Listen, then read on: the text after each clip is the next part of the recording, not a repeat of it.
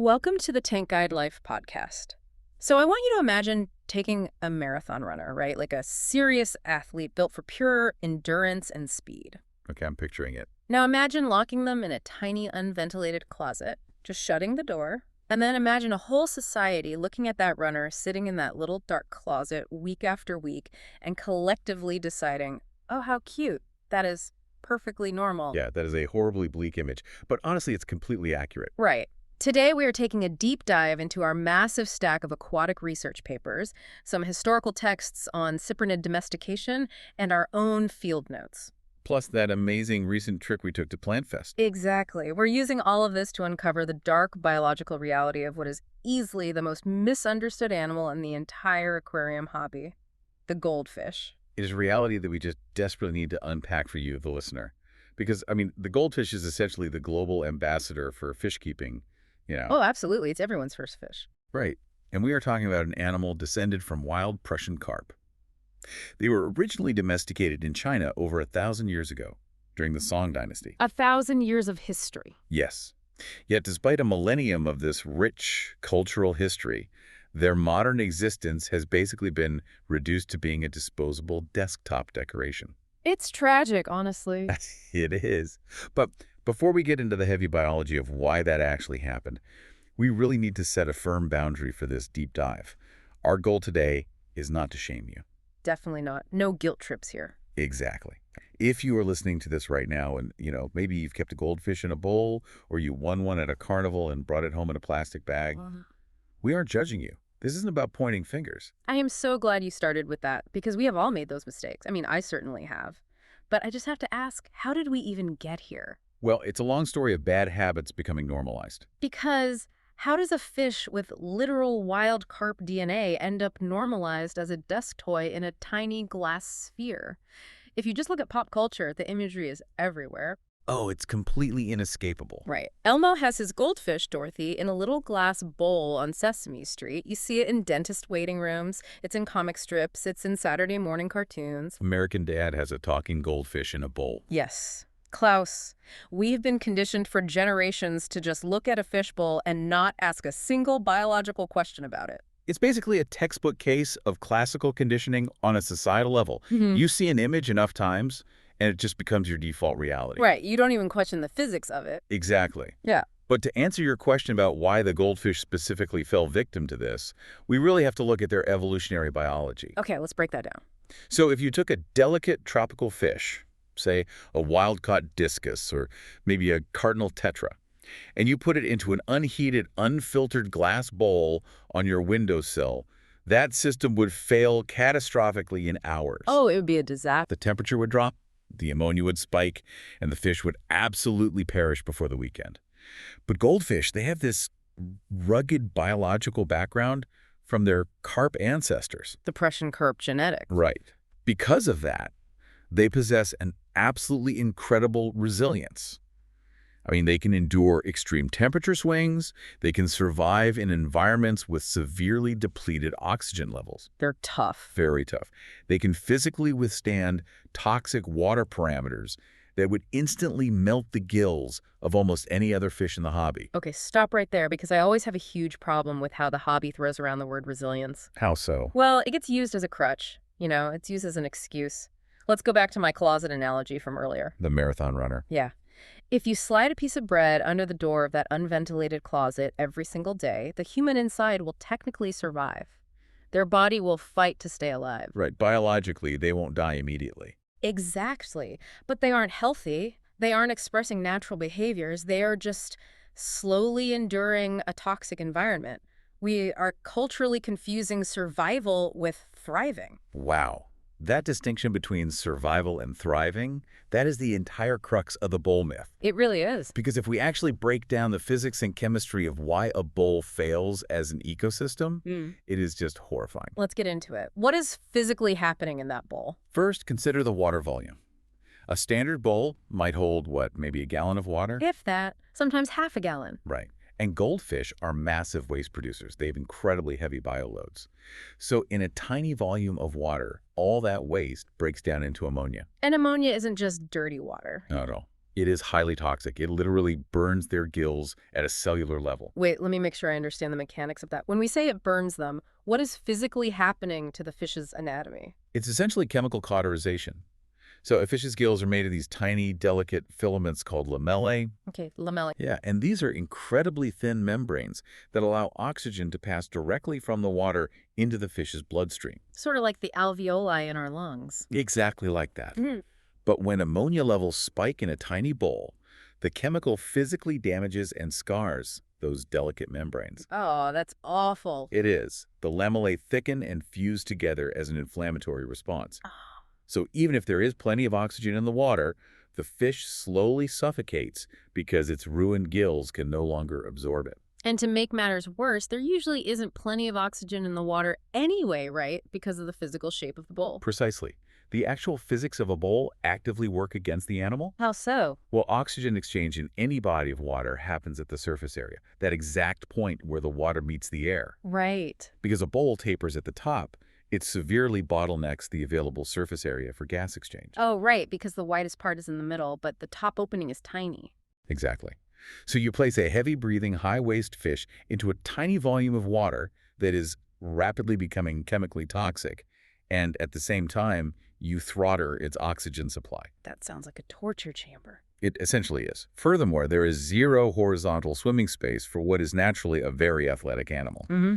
And most critically, bowls completely lack the biological filtration needed to process that ammonia. Which actually brings up a massive historical misconception in the hobby. The cycling myth. Yes. Because goldfish can technically endure that ammonia burn longer than a tropical fish, they somehow became the go-to throwaway fish for starting the nitrogen cycle in a brand new tank. Oh, I remember those days. It was standard advice. It was. The advice used to be, just fill a new tank with tap water, toss a couple of cheap goldfish in, and let their massive waste output produce enough ammonia to grow the beneficial bacteria. The thought process was just incredibly callous. The logic was basically, well, the ammonia and nitrite spikes are going to be brutal, so let's use a fish that won't immediately die from the burn. Yeah, let's use the toughest punching bag we can find. Exactly. Yeah. But when you understand the cellular damage we just discussed, the fusing of the lamellae, using a live animal to cycle a tank, is torturous. It's completely unethical. It is. This is exactly why modern educated hobbyists advocate strictly for fishless cycling. Right, where you use pure liquid ammonia instead. Yes, or even just decaying fish food. Hmm. You feed the bacteria while the tank is completely empty, which protects any actual animals from those toxic, painful spikes. So if their incredible resilience is what allowed them to survive this terrible treatment, it actually makes total sense why they've been culturally downgraded over time. How do you mean? Well, they went from being these revered ornamental pets in ancient China to being treated as cheap, disposable inventory sold by weight. Oh, absolutely. The perceived value completely plummeted. And I really want to share a story from my own childhood that perfectly encapsulates this, because I know so many listeners have lived this exact scenario. I'd love to hear it. So when I was 11 years old, I really wanted fish. I rummaged around and found this empty 10-gallon tank in our garage. A classic starting point. Right. So my sister and I go down to this old Petland store.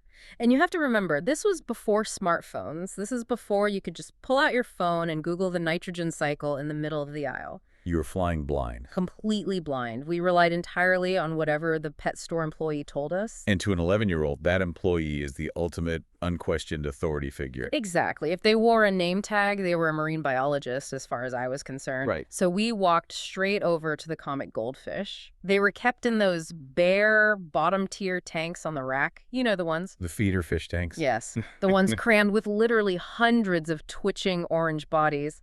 And there are always, without fail, a few dead ones just resting on the bare glass bottom. It's a grim sight.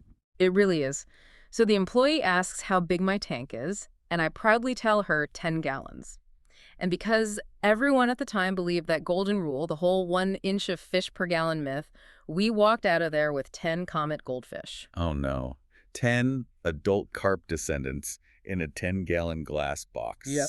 Uncycled, filled straight from the garden hose in the backyard. Oh, it hurts to even hear that. We had this cheap little corner sponge filter with some activated charcoal inside, and that was it.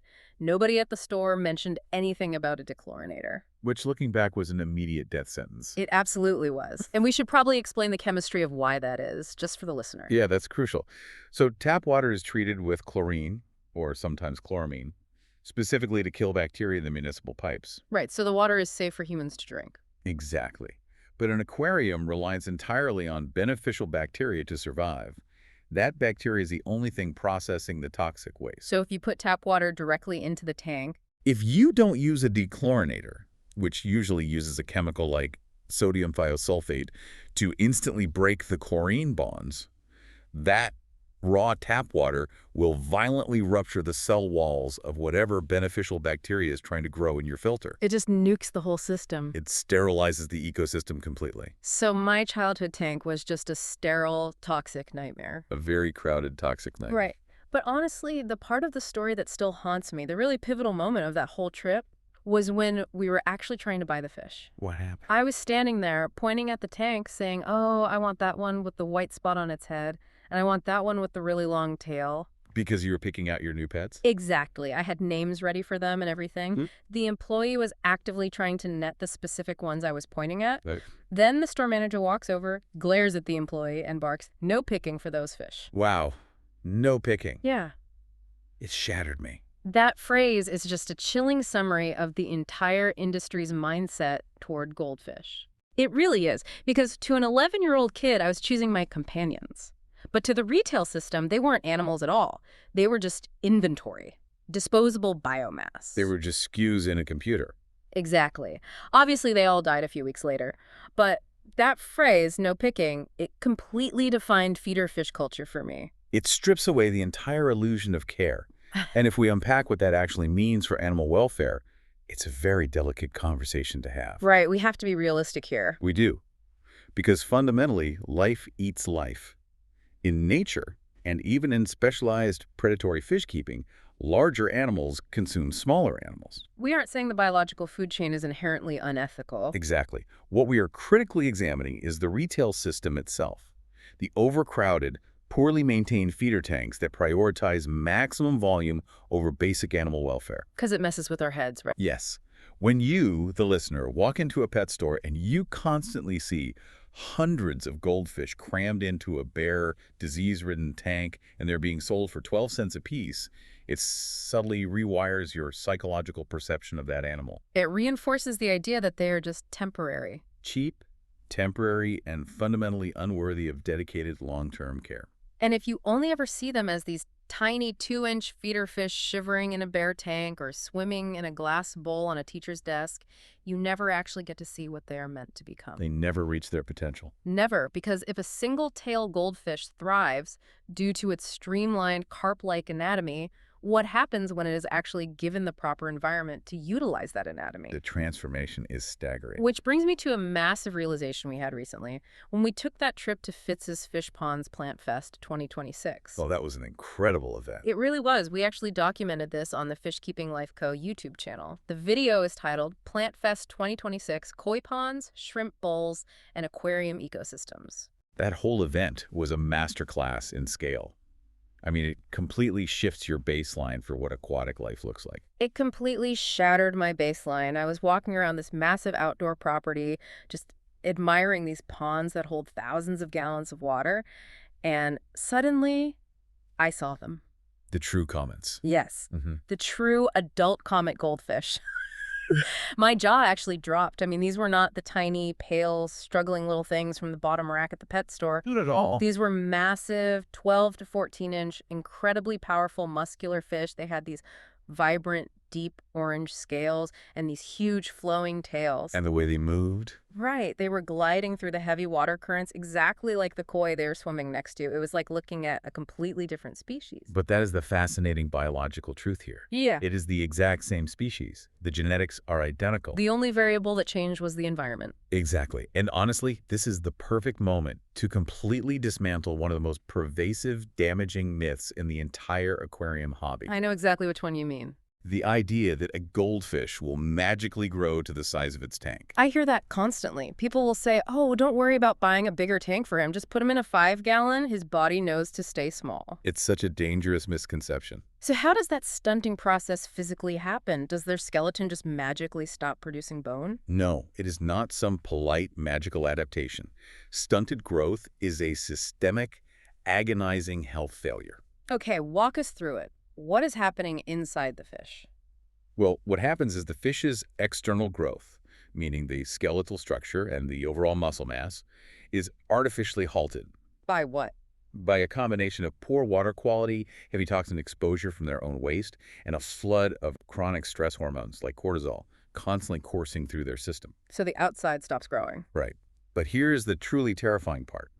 Their internal organs often do not receive that same biological stop signal. Wait, are you saying the organs keep growing inside a body that has stopped expanding? Yes, the stomach, the intestines, the liver, they continue to develop. And because the skeletal cavity is too small to house them, they become severely compacted. That sounds excruciating. It is. This internal pressure leads to severe spinal deformities, like scoliosis. It causes immune system collapse and ultimately systemic organ failure. So a fish that is, quote unquote, growing to the size of its tank Is actually just dying very, very slowly. Wow. Yeah. Because with proper care, massive water volume, and clean parameters, these single-tail varieties, the commons, the comets, the shabunkins, they routinely live for decades. Decades. Yes. 20 or 30 years is not uncommon at all in a properly maintained pond. That is wild. You are buying a fish that could easily outlive your golden retriever. Exactly. But you only see that kind of longevity when you give them an actual ecosystem. Right. And speaking of ecosystems, looking at the filtration for those massive ponds at Plant Fest was just eye-opening for me. Oh, the scale of the plumbing was incredible. Right. Because in our living rooms, you know, we hide our little canister filters inside a wooden cabinet under the tank.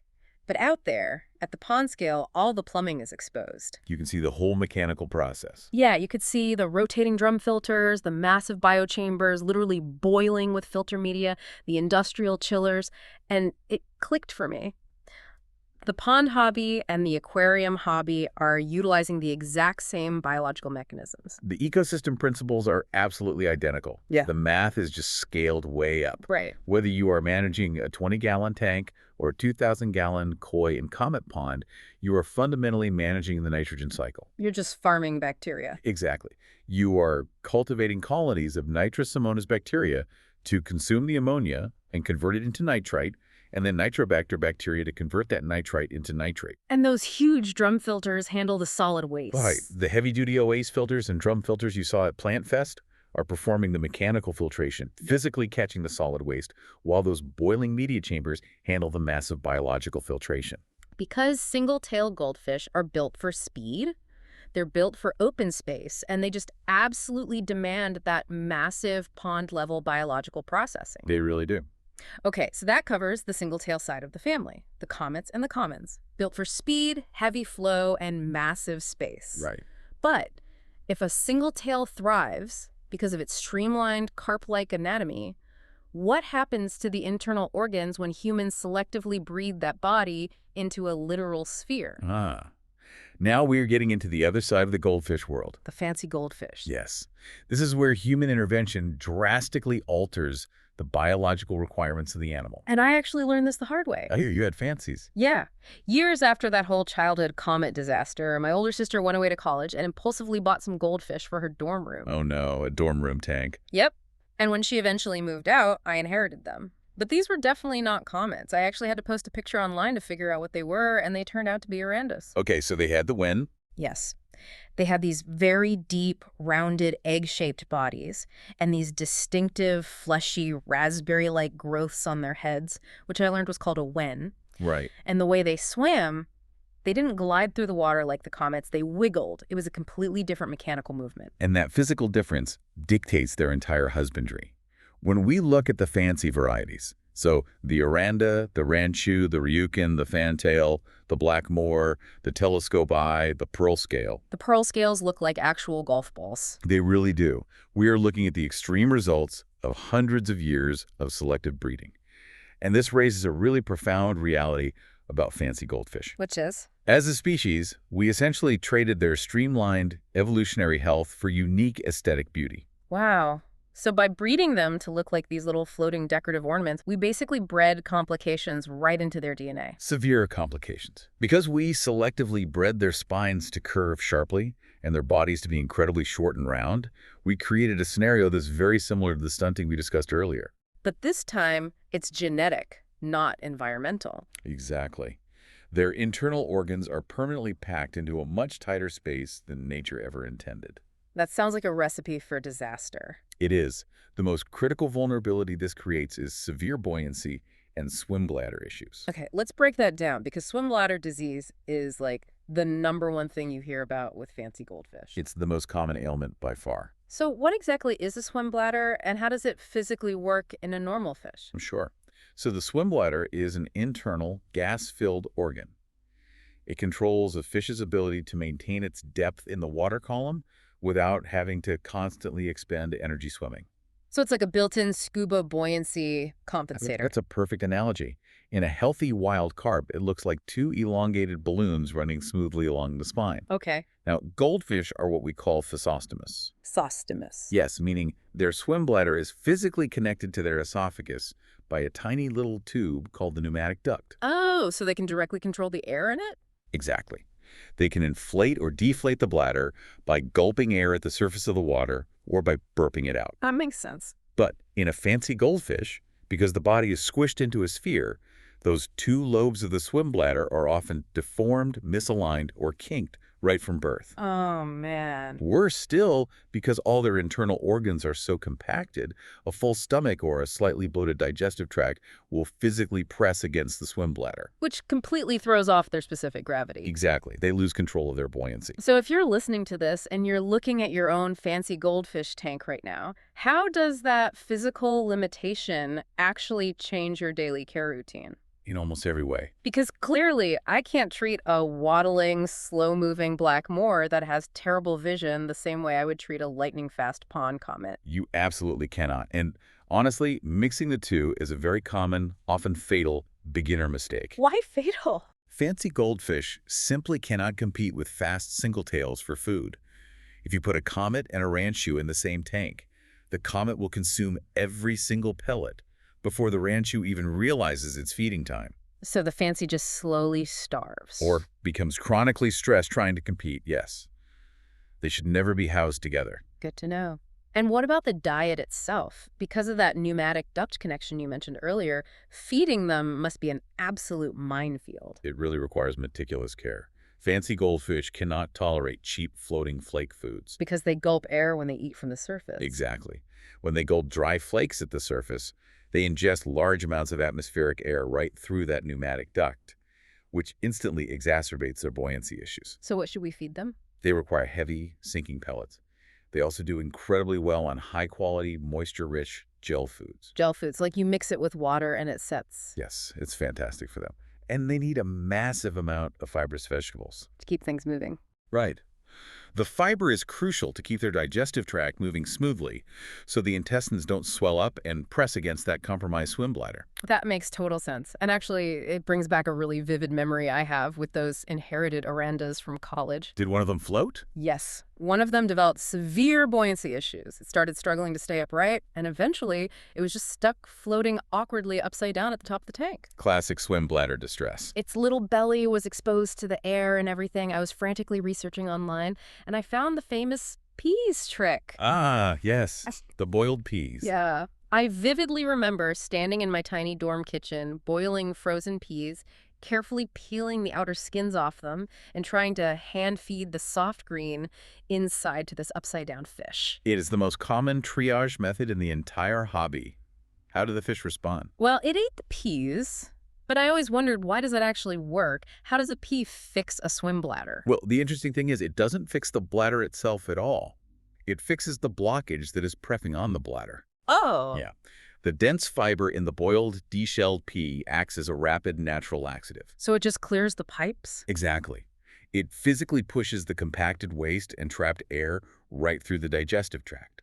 This clears the blockage and relieves the physical pressure on the swim bladder lobes, which allows them to function normally again. Wow. Unfortunately, despite all that effort with the peas, Myranda eventually passed away. I'm sorry to hear that. Yeah, thanks. I just remember standing over that 20-gallon tank, feeling so defeated, wondering what hidden variable I had missed. Terrible feeling. It drove home how incredibly delicate these selectively bred animals really are.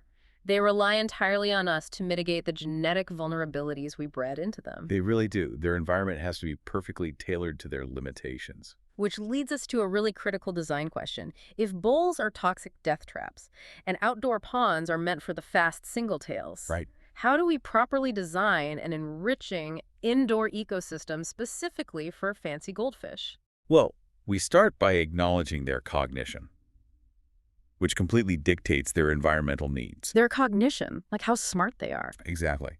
What's fascinating here is that goldfish are highly intelligent, highly interactive animals. People always joke about the 3-second memory, but that's a total myth, right? It is a complete fabrication.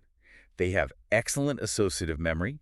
They learn your routines. They can actually be trained to perform complex associative tasks, like pushing levers for food. Oh, wow. And they absolutely recognize the faces of their specific keepers. Hmm. If you walk into the room, they know it's you versus a stranger. That is so cool. They are very aware of their environment. Therefore, they require environmental enrichment to express their natural behaviors. And the most prominent of those behaviors is constant obsessive foraging. Right, they're basically aquatic vacuum cleaners. They just spend all day sifting the bottom. Exactly. So that brings up the great debate in the goldfish community. What do we put on the bottom of the tank? Bare glass versus sand. Oh, it is a vibrant, deeply polarized debate online. I bet. On one side, bare-bottom tanks are incredibly popular for fancy goldfish keepers. Because, as we established, these fish have massive bioloads. A bare glass bottom makes vacuuming up the waste mathematically simple. Because there's nowhere for the detritus to hide. Exactly. It makes pristine water parameters much easier to maintain. But a sterile glass box isn't exactly mentally stimulating for a highly intelligent animal. And that is exactly the counter-argument. Sand substrate allows them to engage in their natural evolutionary behavior. Sifting for food. Yes. And here's an interesting anatomy fact. Goldfish don't actually have teeth in their jaws. Wait, really? No teeth at all? Not in the front of their mouth. They have pharyngeal teeth, which are located far back in their throats. Okay, weird. So they take a huge mouthful of sand, use those throat teeth to crush and sift out any microscopic food particles, and then spit the clean sand back out right through their gills and mouth. Oh, I've seen them do that, puffing sand out of their gills. Yeah, it's immense mental stimulation for them. However, we must strongly warn you, the listener, if you use substrate, avoid traditional sharp aquarium gravel at all costs. Why? Because they'll swallow it. Because they'll choke. Goldfish are notorious for getting pieces of standard gravel permanently lodged in their mouths or throats, causing them to choke to death. Oh, that's awful. So it must be a fine, soft sand that easily passes through their system, or you should just use nothing at all. Got it. Fine sand or bare glass. Now, what about skeeping with plants? Because you look on Instagram and you see these lush, green underwater jungles. They are beautiful. But putting delicate plants in a goldfish tank is like putting a salad in front of a goat. They devour everything. They really are relentless grazers. They will completely uproot delicate carpeting plants, and they'll happily devour soft leaf stems. So is a planted goldfish tank impossible? Not at all. You can absolutely have a planted goldfish ecosystem. You just have to utilize tough, bulletproof plants. Like what? Epiphytes. Things like Anubias and Java fern are excellent choices. Why epiphytes specifically? What makes them different? Because epiphytes don't actually need to be planted in the substrate. They draw their nutrients directly from the water column through a thick rhizome. Oh, so you don't even bury them. Right. You can superglue or tie them directly to heavy rocks or pieces of driftwood.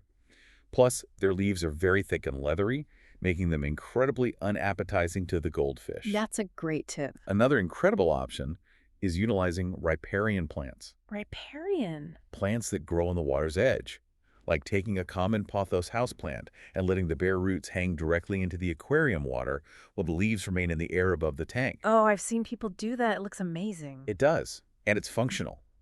Those massive root systems absorb the heavy nitrates that the goldfish produce in order to build their terrestrial leaves. So it acts as a filter. Exactly. It's an incredibly powerful natural chemical filter. I love the pothos trick. It perfectly bridges the gap between just having a glass box and having a functioning ecosystem. It really is ecosystem thinking in action. And speaking of ecosystems, I want to circle back to PlantFest for a moment Okay. because there was this massive contrast there that I haven't been able to stop thinking about. What was it? Well, we saw the giant 2,000-gallon koi ponds outside, right? Right. But inside the shop, sitting right on the checkout counter, they had these tiny micro ecosystems. The shrimp bowls. Yes, they were small glass bowls, maybe a gallon of water each, filled with beautiful aquatic plants, some hardscape, and a thriving colony of little red cherry shrimp. They were stunning. And there were no filters on them, no heaters, just plants, shrimp, and a light. So my question is, why is it that a 1-gallon shrimp bowl can be beautifully balanced and stable, but a 1-gallon goldfish bowl is a toxic death trap? It all comes down to the math of the environment. The math. Yes, you have to match the specific biology of the animal to the physical limitations of the system. Let's look at a 24-hour period in both of those bowls. Okay, let's start with the shrimp. In the shrimp bowl, a single red cherry shrimp produces an almost mathematically insignificant amount of waste. Even a whole colony of 10 shrimp barely registers an ammonia signature. Because they're so tiny. Exactly. Throughout the day, the dense aquatic plants in that bowl can easily consume that tiny trickling amount of ammonia and use it as fertilizer. And then what do the plants do? Well, in return, through the process of photosynthesis, those plants produce more than enough dissolved oxygen for the tiny shrimp to breathe. So it's a perfect trade. Exactly.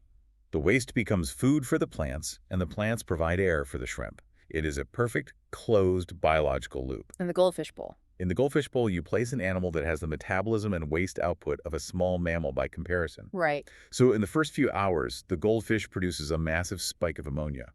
The few sprigs of plants in the bowl are instantly overwhelmed.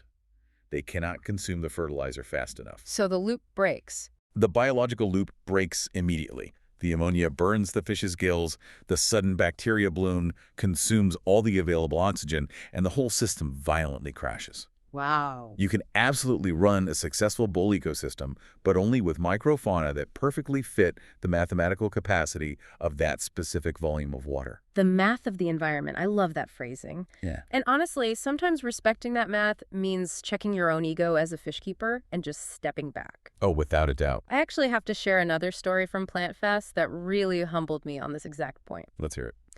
So I was inside the greenhouse, staring at these stunning, vibrant, red aquatic stem plants they had for sale. The Alternanthera. Yes, and I wanted them so badly for a 29-gallon planted tank experiment we are currently running back at Fishkeeping Life Co. Oh, right, the low-maintenance experiment tank. Exactly. The whole point of our experiment is to minimize water changes, balance the nutrient load naturally, and just see how the tank stabilizes on its own over a 6-month period. Which is a very delicate balancing act. Any new input alters the entire chemical equation. It really does. And I had these red plants in my hand, ready to check out. But I stopped. I realized that if I put these specific red plants into my tank, I'd have to dramatically increase the intensity of my lighting to keep them red. And higher lighting triggers algae growth. Right. So then to combat the algae and feed the plants, I'd have to start dosing heavy iron and liquid fertilizers. A cascade effect. Yes. I'd be introducing a dozen new chemical variables into an ecosystem that was just starting to find its own natural equilibrium. So I put them back. That is the discipline of doing nothing. I always say it is the hardest yet most vital skill for a hobbyist to learn. It really is. It took all my willpower. But instead of ruining my aquarium, I walked out with completely unrelated carnivorous plants. Oh yeah, the pitcher plants. Yeah, a Sarracenia pitcher plant and a Drosera sundew. I bought them just so I could buy something cool without physically touching my aquarium experiment. Which was a very smart pivot. And ironically, carnivorous plants require pure distilled water with 0 minerals. So I can't even use my nitrate-rich aquarium water to water them like I do my other houseplants. You know, their own separate ecosystem. Exactly. Right. But the lesson was so clear to me. Sometimes progress in fish keeping and in building these complex ecosystems means knowing exactly when to just step back and leave the system alone. That concept of patience, of observing the biology and adjusting slowly rather than forcing your will onto the tank, that is central to overcoming mistakes in this hobby. Absolutely. Building stable ecosystems requires us to be humble It requires us to admit when we are wrong, when we don't understand the math yet, and be genuinely open to learning. And we really need the community to help with that. We do. More importantly, it requires the veteran community to educate rather than shame those who are starting out with bad information. This is so critical. Let's go back for a second to when I inherited those orandas in the 20-gallon tank in college. Yeah. I knew absolutely nothing about fancy goldfish at the time, so I posted a picture on a popular aquarium forum just asking for help with the filter. I can only imagine how that went. The immediate reaction from the internet was absolutely brutal. It always is. It was just a flood of comments.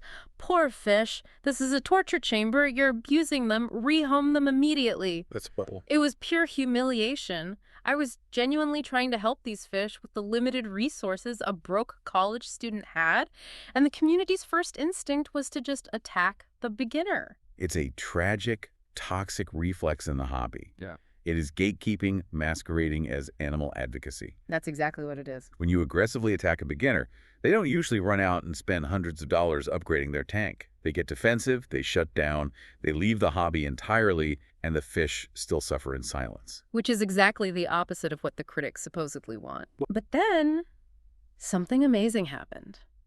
One of the guys who initially criticized my setup on that forum noticed that I wasn't fighting back in the comments. I was actually asking follow-up questions about the nitrogen cycle he had mentioned. So he saw you were trying to learn. Yes. He sent me a private message, he apologized for the harsh tone of the thread, and he actually took the time to walk me through exactly how biological filtration worked. That's incredible. We talked for weeks. I upgraded the filter based on his advice. And eventually, he trusted me enough that when his girlfriend accidentally brought home a goldfish for their heated, aggressive tropical tank, Oh no. yeah, he actually drove to my house and gave me the rescued goldfish to keep in my setup. Wow. That is the immense power of constructive engagement right there.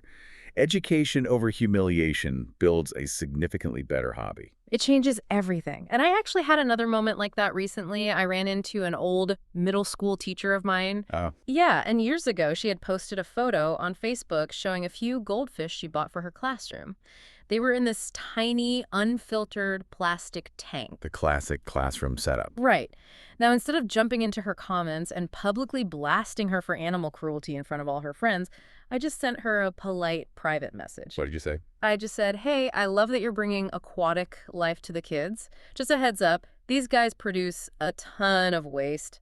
Have you looked into getting a water conditioner and maybe a slightly larger sponge filter? Just basic, friendly advice. How did she react? She was super grateful, and when I saw her recently, she told me that one of those classroom fish is actually still alive today, years later. That's fantastic. Just a little bit of kind, constructive advice added years to that animal's life. Because knowledge is only valuable when it is actually understood and applied in the real world. Yeah. If you bombard someone with scientific jargon and anger, they just shut down. They tune you out. But if you give them practical tools to understand the ecosystem, they thrive alongside their aquarium. And honestly, keeping track of all those ecosystem variables, the ammonia spikes, the nitrate processing, the nitrate accumulation, the plant growth, the maintenance schedules. That's a lot of data. It is. It can feel incredibly overwhelming for someone just starting out. And honestly, that is exactly why we put so much effort into creating resources for the community. Things like the Daily Tank Journal. Yes, the journals are so helpful. We have the Planted Edition and the Freshwater Edition. They are available as digital PDF downloads on the Fishkeeping Life Co. Etsy store, or you can grab physical paperback copies right on Amazon. It's basically a dedicated logbook specifically designed to track your water parameters over time. And that tracking is absolutely crucial because it makes the invisible visible. Exactly. It pairs seamlessly with the digital tools we have over on thetankguide.com, like the cycling coach and the stocking advisor. Yeah. We always frame these not just as products, but as essential practical resources built by fish keepers for fish keepers. Right. It's about giving you visibility into the math of your tank. Because when you write down your parameters every week in that journal, you start to see the hidden biological patterns of your ecosystem. You literally see the nitrogen cycle curve on the page. You move from guessing to knowing. And that gives you the confidence to actually sit back and enjoy the beauty of the hobby instead of constantly stressing over invisible toxins. It lets you appreciate the ecosystem. So as we wrap up this massive deep dive, what is the ultimate takeaway? What does this all mean for you, the listener? It means goldfish are not temporary desk ornaments. They are deeply intelligent, historically significant, incredibly resilient long-term animals. Absolutely. Whether you are keeping a muscular, sleek comet in a 2,000-gallon outdoor pond, or a delicate, waddling oranda in a beautifully scaped 55-gallon sand-bottom tank, ecosystem thinking matters. Heavy biological filtration matters. Stability matters. And understanding the math of the environment matters infinitely more than blindly following cultural trends. It requires us to finally look past the glass bowl and see the complex biology of the animal inside it. Well said. And I want to leave you, the listener, with one final lingering thought to mull over as you go about your day. What's that? Think about this. If a fish as genetically modified, as commercially exploited, and as culturally misunderstood as the goldfish has managed to survive centuries of being locked in tiny glass bowls, Against all odds. imagine what other incredible secrets of the aquatic world are hiding right in front of you, just waiting for the proper environment to reveal themselves. That's a great point. What if the so-called easiest beginner fish actually have the most profound lessons to teach us about patience, biology, and the true meaning of ecosystem balance? Until next time, keep learning, keep observing, and keep diving deep.